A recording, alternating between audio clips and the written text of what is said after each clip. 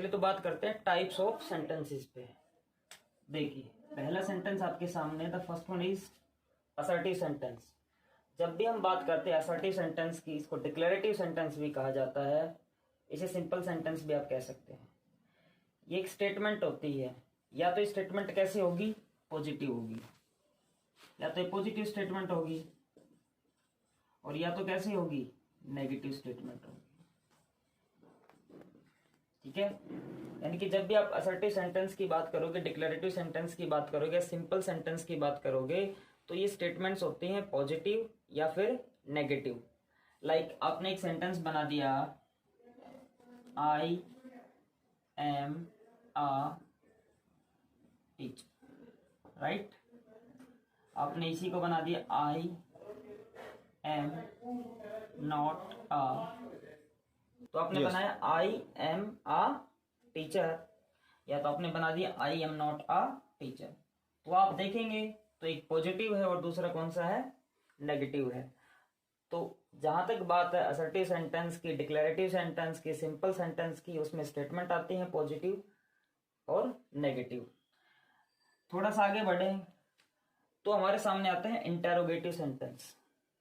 Interrogative sentence में क्या होता है, क्वेश्चन पुट अप किए जाते हैं, सवाल पूछे जाते हैं।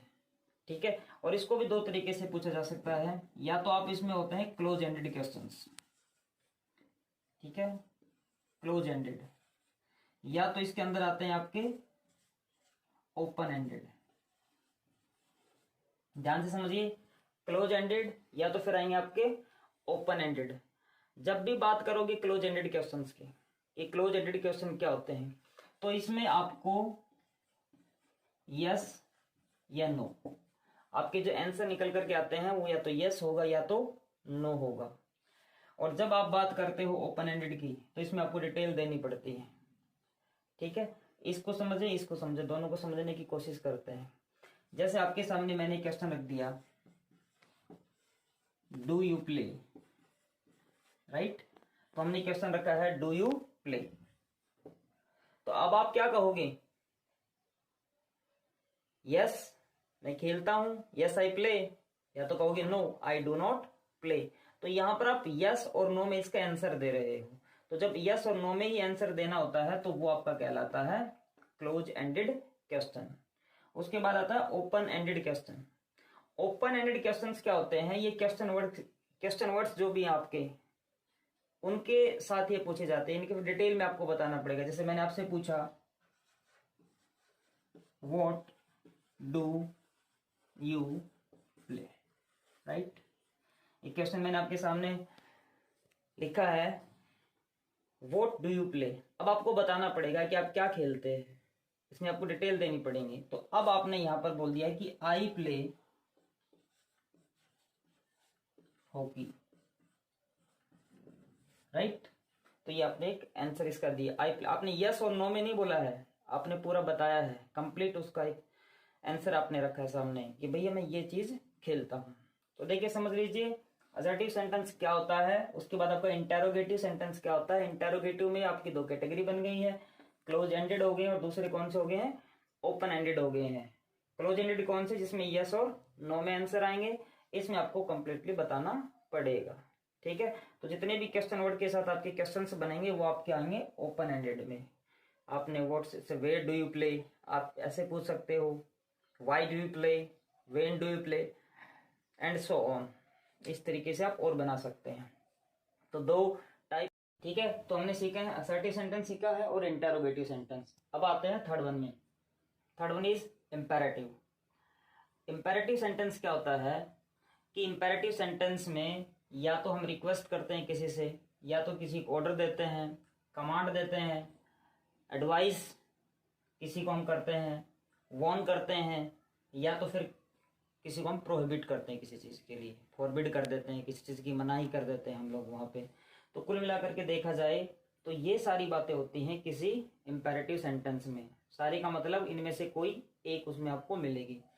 और जो चीज़ इसमें आपको ध्यान रखने वाली जो बात है, ठीक है ना, one thing you have to keep in your mind is that कि इसकी जो शुरुआत होती है वो होती है V1 के साथ, means it starts with the first form of the verb. Right. उसके बाद आपका ऑब्जेक्ट आता है। ये इस तरीके से आपको इस सेंटेंस की शुरुआत करनी होती है। जैसे देखिए, आप समझने की कोशिश कीजिए। यहाँ करते हैं, यहाँ समझते हैं V1 प्लस ऑब्जेक्ट। या आपको ऐसे भी देखने को मिलता है डोंट प्लस V1, उसके बाद आपका कोई ऑब्जेक्ट आ जाता है। या आपको ये ऐसे भी देखने को मिल सकता है नेवर प्लस V1। या आपको ये ऐसे भी देखने को मिलेगा लेट प्लस, लेट अपने आप में एक क्या है, first form of the verb है, ठीक है। या फिर आपको कभी ये ऐसे भी देखने को मिल सकता है प्लीज या काइंडली से इसकी स्टार्टिंग होती है और V1 उसके बाद। तो कुल मिलाकर के यदि समझने की कोशिश करें तो समझने समझाने की बात यही है कि ये V1 से ही इसकी शुरुआत होती है। तो ये एक सेंटेंस होता है जिसे हम कहते हैं इंपेरेटिव सेंटेंस, राइट। इसमें रिक्वेस्ट हो सकती है, ऑर्डर हो सकता है, कमांड हो सकती है, एडवाइज हो सकती है, वार्निंग हो सकती है, इसमें प्रोहिबिशन आपकी हो सकती है। उसके बाद हम आगे बढ़ने की कोशिश करें तो हमारे सामने एक सेंटेंस और निकल के आता है जिसका नाम है ऑप्टेटिव सेंटेंस, ठीक है। कौन सा है? Optative sentence. यदि ऑप्टेटिव सेंटेंस को समझने की कोशिश करें तो इसमें या तो आपको इसमें मिलेगी विश, ठीक है ना, या तो इसमें आपको मिलेगी प्रेयर। विश आपको मिल सकती है, इसमें प्रेयर हो सकती है, इसमें ब्लेस हो सकता है और इसमें कर्स भी हो सकता है, ठीक है। जैसे कि आजकल आप देख रहे हैं रामायण महाभारत बहुत चल रही हैं। कोई भी ऋषि है जो है, अगर वो हल्का सा भी बुरा मान जाता है तो सीधा उसके मुंह से क्या निकलता है? श्राप निकलता है, ठीक है। वो कर्स कहलाते हैं, उसे कर्स कहते हैं। तो विश आप इसमें हो सकती है, प्रेयर इसमें हो सकती है, ब्लेस इसमें हो सकती है, कर्स इसमें हो सकती है। और ये sentences all the day long आपको सुनने को बहुत सारे मिलते हैं।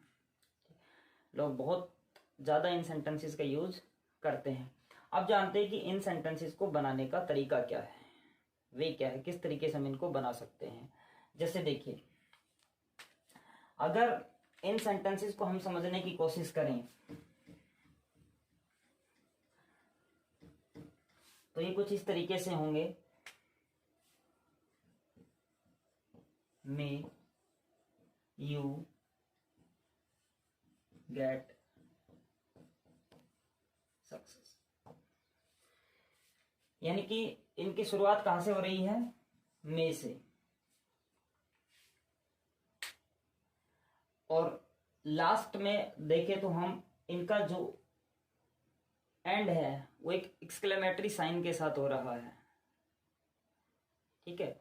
अगर ये साइन कुछ ऐसा हो तो फिर बात कुछ और होती है, वो एक इंटेरोगेटिव सेंटेंस बन जाएगा। लेकिन ये ऐसे हो रहा है, इस तरीके से इसका एंड हो रहा है, तो ये एक ऑप्टेटिव सेंटेंस कहलाता है, ठीक है।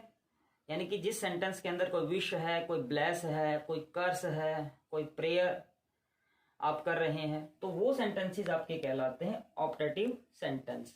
बहुत बार आप बोलते हैं भाई तुम may you live long,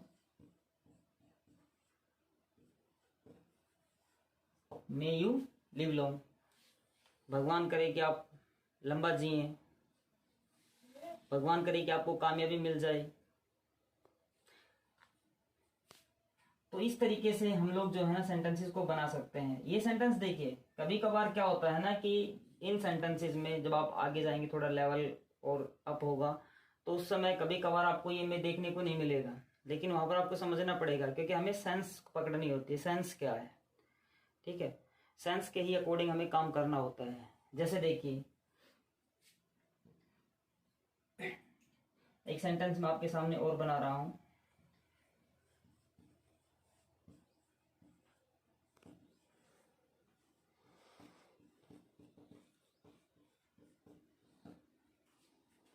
long live the president.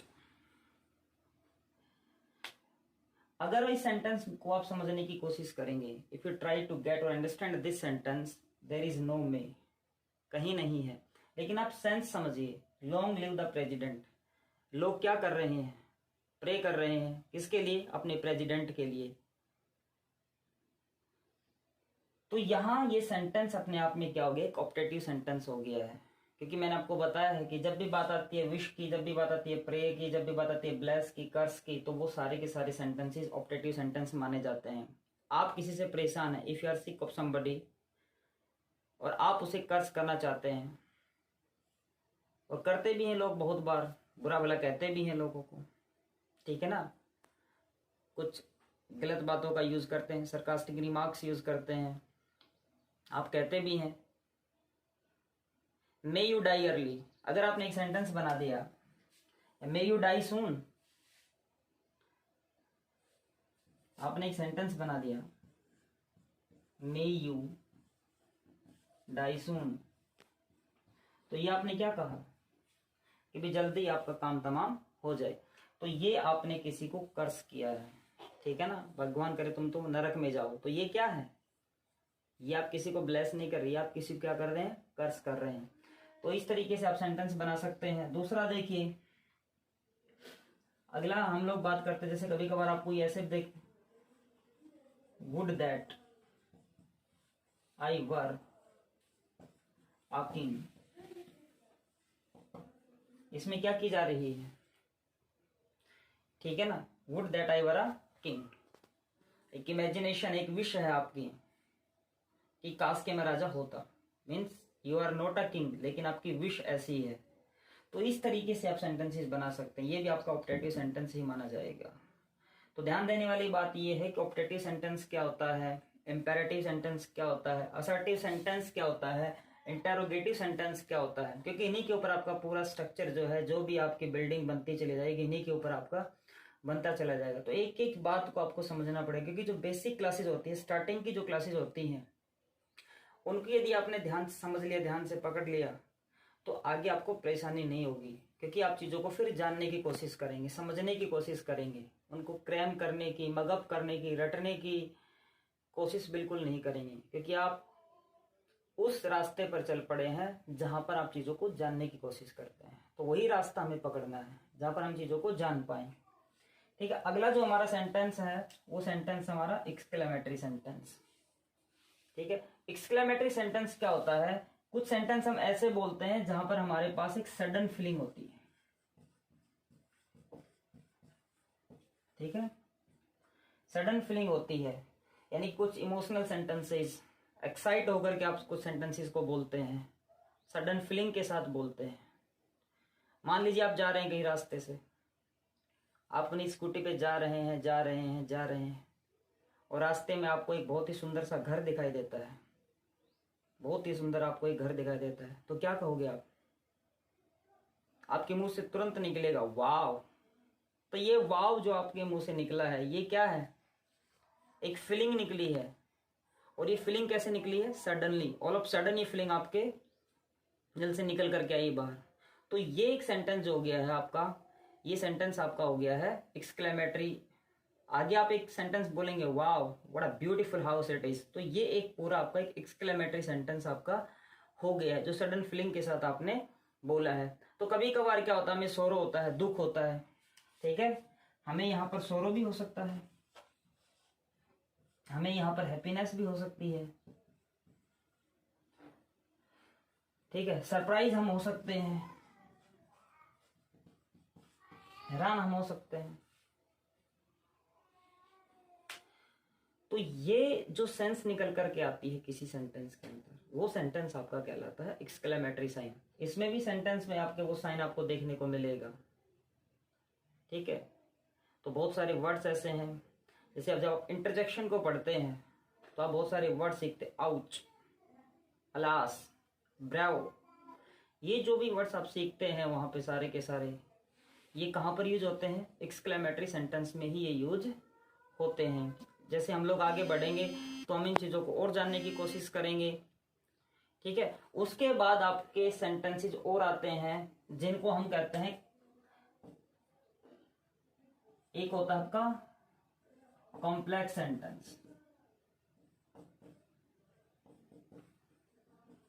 ठीक है, एक आपका कौन सा हो गया? Complex sentence. और एक होता है आपका कंपाउंड सेंटेंस। ठीक है, समझिए, एक होता है कॉम्प्लेक्स सेंटेंस और दूसरा होता है कंपाउंड। तो जैसे जैसे हम लोग आगे बढ़ते चले जाएंगे, हम इन चीज़ों को भी जानने की कोशिश करेंगे कि कॉम्प्लेक्स सेंटेंस क्या होता है, कंपाउंड सेंटेंस क्या होता है, किस तरीके से बनते हैं। क्योंकि जब दो दो सेंटेंसेस को कनेक्ट करते हैं हम लोग, ठीक है, तो वहाँ पर हम लोग उन सेंटेंसेस को, वो सेंटेंस हमारे वहाँ पे काम उन आते हैं, तभी उनको बोला जाता है जब हम दो क्लोज को कनेक्ट कर देते हैं। जानेंगे इन चीज़ों को भी। तो आज के लिए आई थिंक ये जितनी भी चीज़ हमने पढ़ी है आज, जितनी भी चीज़ को हमने जानने की कोशिश की है, समझने की कोशिश की है, आई होप कि आपको समझ में आ गया होगा। और यदि आपको कोई भी बात मैं यहाँ पर समझा रहा हूँ, पढ़ा रहा हूँ, आपको लग रहा है कि आपको समझ में नहीं आया, कोई कंटेंट आपके पहले नहीं पढ़ा, समझ में नहीं आया आपको, तो कोई नहीं, आप कमेंट बॉक्स में लिख सकते हैं। उस चीज़ को मैं आपको बताऊंगा दोबारा से कि वह चीज़ ये है, और आपको समझ में आ जाएगी उसके बाद। देखिए, मैं फिर यही कहना चाहता हूँ कि you have to be obsessed with the thing which you wanna get. जो चीज़ आप पाना चाहते हैं ना, उसके लिए आपके अंदर एक ऑब्सेशन होना चाहिए, क्रेजीनेस, तभी वो चीज़ आपके पास आती है।